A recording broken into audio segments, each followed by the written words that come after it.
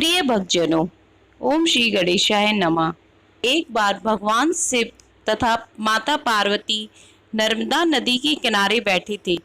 वहां माता पार्वती ने भगवान शिव से समय व्यतीत करने के लिए चौपड़ खेलने को कहा। शिव चौपड़ खेलने के लिए तैयार हो गए, परंतु इस खेल में हार जीत का फैसला कौन करेगा, यह प्रश्न उनके समक्ष उठा।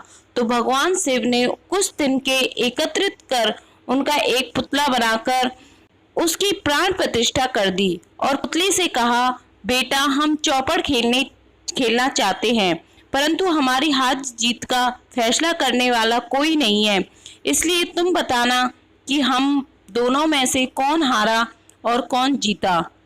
उसके बाद भगवान शिव और माता पार्वती का चौपड़ खेल शुरू हो गया। यह खेल 3 बार खेला गया और संयोग से 3 बार माता पार्वती की ही जीत हुई।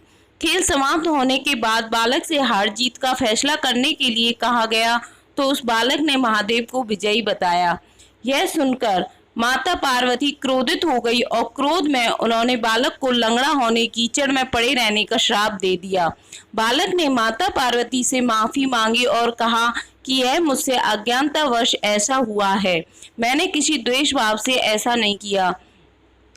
बालक द्वारा क्षमा मांगने पर माता ने कहा, यहाँ गणेश पूजन के लिए नाग कन्याएं आएंगी, उनके कहे अनुसार तुम गणेश व्रत करो, ऐसा करने से तुम मुझे प्राप्त करोगे। यह कहकर माता पार्वती शिव के साथ कैलाश पर्वत पर चली गई। 1 वर्ष के बाद उस स्थान पर नाग कन्याएं आई। तब नाग कन्याओं से श्री गणेश के व्रत की विधि मालूम करने पर उस बालक ने 21 दिन लगातार गणेश जी का व्रत किया। उसकी श्रद्धा से गणेश जी प्रसन्न हुए। उन्होंने बालक को मनोवांछित फल मांगने के लिए कहा।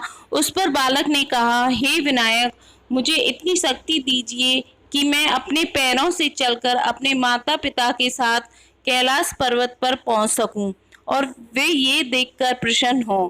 तब बालक को वरदान देकर श्री गणेश अंतर्ध्यान हो गए। इसके बाद वह बालक कैलाश पर्वत पर पहुंच गया और कैलाश पर्वत पर पहुंचने की अपनी कथा उसने भगवान शिव को सुनाई। चौपड़ वाले दिन से माता पार्वती शिव जी से विमुख हो गई थी, अतः देवी के रुष्ट होने पर भगवान शिव ने भी बालक के बताए अनुसार 21 दिनों तक श्री गणेश का व्रत किया। इस व्रत के प्रभाव से माता पार्वती के मन में भगवान शिव के लिए जो नाराजगी थी वह समाप्त हो गई। तब यह व्रत विधि विधान भगवान शंकर ने माता पार्वती को बताई।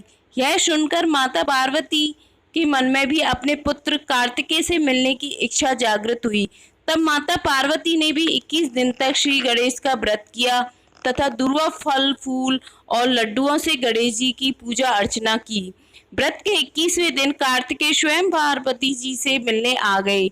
उस दिन से श्री गणेश चतुर्थी का यह व्रत समस्त मनोकामनाओं की पूर्ति करने वाला यह व्रत माना जाता है। इस व्रत को करने से मनुष्य के सारे कष्ट दूर होकर मनुष्य को समस्त सुख सुविधाएं प्राप्त होती हैं।